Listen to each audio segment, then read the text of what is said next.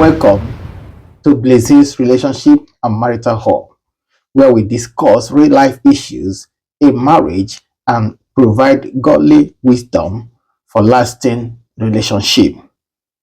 I am Hilary Uswoha, your faith-based marriage and relationship coach. Today, we shall be talking about a very important topic, something very important, something very crucial, something very critical, which is how to maintain peace in your marriage, avoid conflict, and build a strong relationship. May I repeat that again? I said we shall be talking about how to maintain peace in your marriage, avoid conflict, and build a strong relationship. Please note the following points as they will go a long way in helping you maintain peace in your relationship. Number one, very important, the value of what you have. The value of what you have. There is a popular saying that a bird at hand is worth more than millions in the bush. This applies also to marriage. Now, your spouse, the spouse that you have right now at the moment, is the one you are sure of. Mark my word.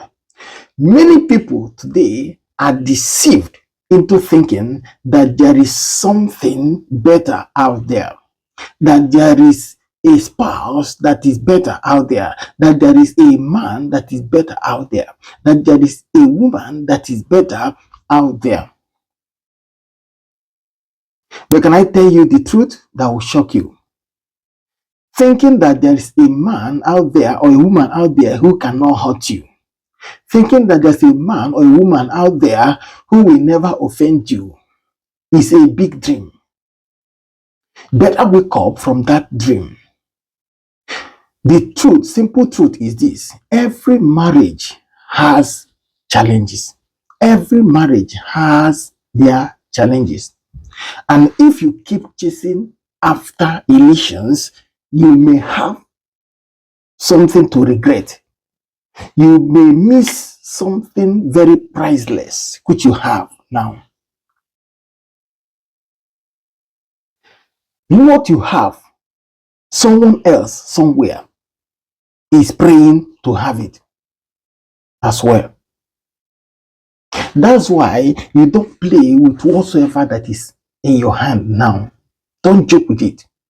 Because that thing in your hand now at the moment is another person's prayer point. Someone somewhere is praying to have that same thing in your hand. And here you are, about to lose that which you have in your hand. Beware. Number two, learn to bear and keep your spouse. What did I just say? Learn to bear and keep your spouse. No one is perfect. I say it again. No one is perfect. Not you, not your spouse. No one is perfect. But the truth is this: love is all about endurance. Love is all about patience. Love is all about commitment. And these are the things that must keep you going.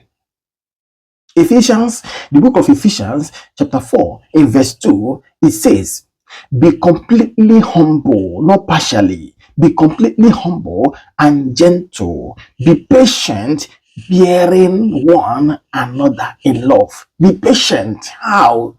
How do you demonstrate this patience? There is nowhere to demonstrate total patience outside of marriage.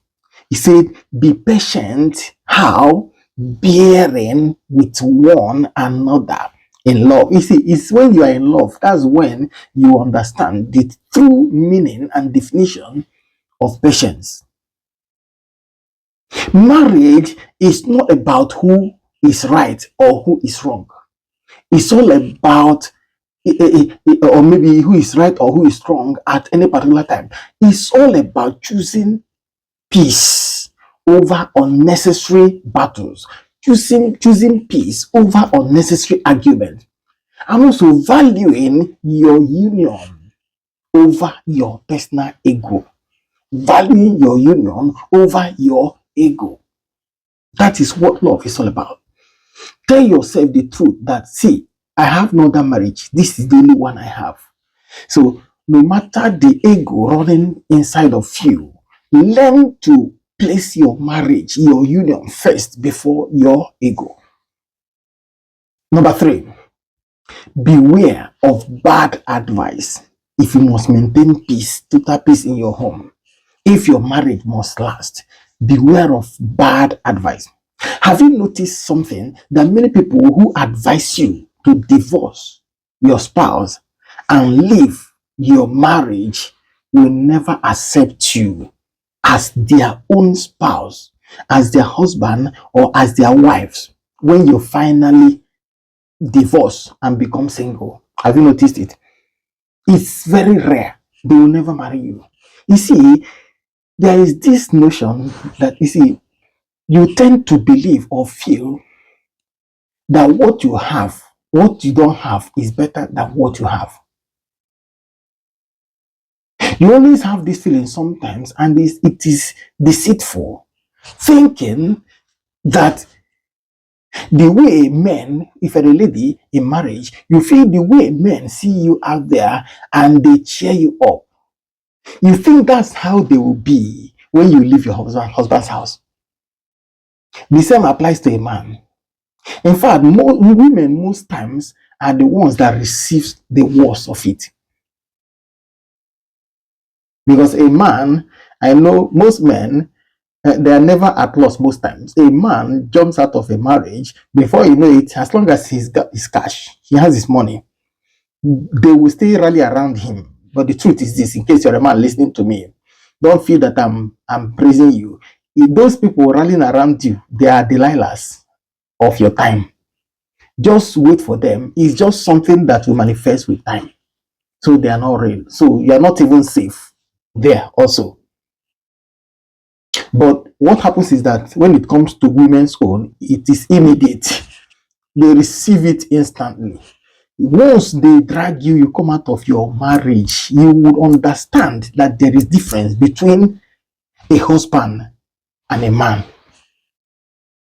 All those men you see cheering you up, everyone will take to their heels. No one will want to take you in as their wives, as their wife. They will never. In fact, that's when you realize that, you see, there's difference between boyfriend and husband.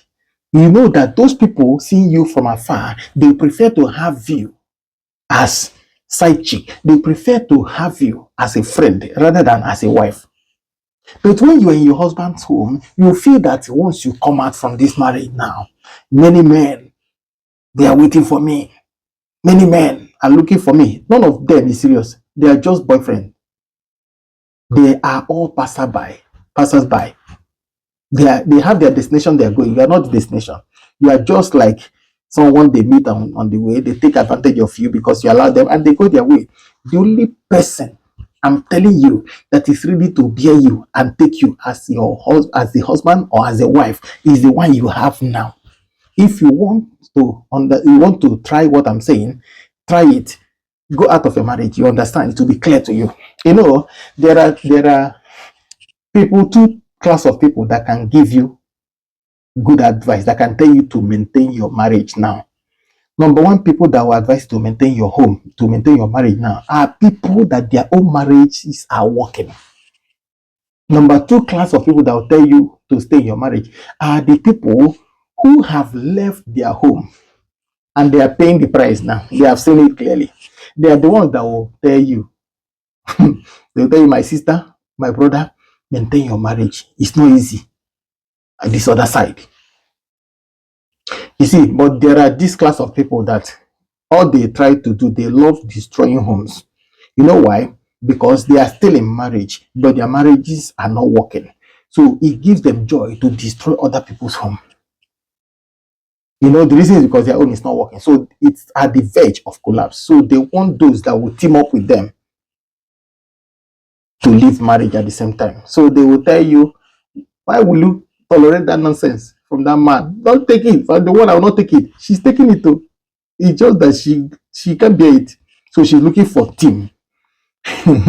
so so beware of bad advice. Those people advising you, they can't take you in as their husband, as their wives. Some people they enjoy destroying this marriage, other people's marriage, because theirs is not working. That's why you should be careful. Hear what Proverbs chapter 14 verse 1 says. It says, a wise woman builds her home. A wise woman keeps her home, but a foolish one tears it down with her own hands. You know why? I don't understand why this scripture speaks about women. It didn't talk about men building their home or tearing apart their home. You know why? If a marriage is working, check very well, it's in the hands of the women. It's in the hands of wives. If marriage is not working, it's torn down, check, it is in the hands of wives. You know why? Women are builders.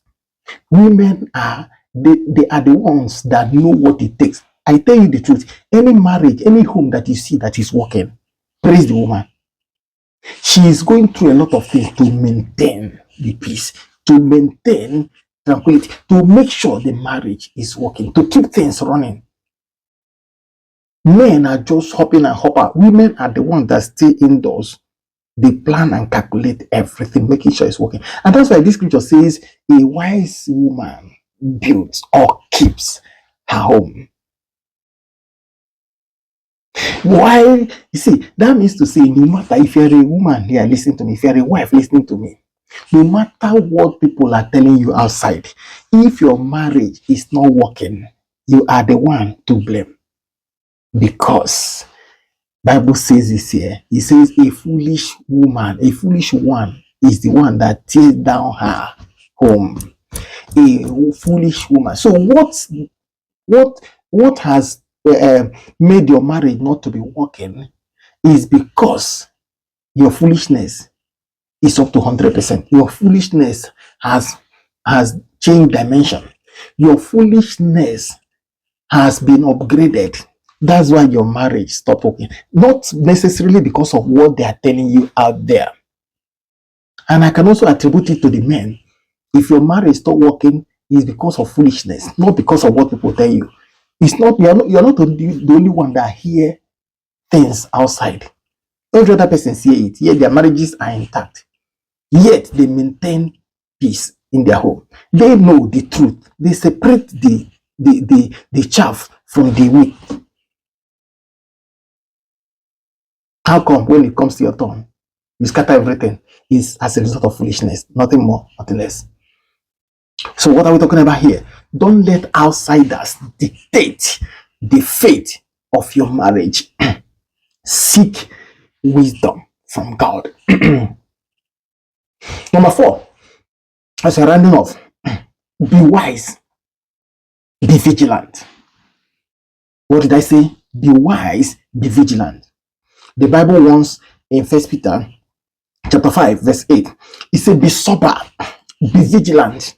Why? The reason, because your adversary, which is the devil, as a roaring lion, walks about, doing what? Seeking whom he may devour.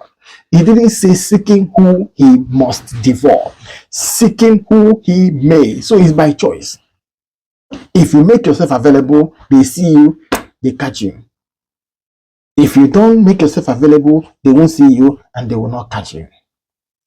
What is this scripture simply saying here? The enemy hates marriage.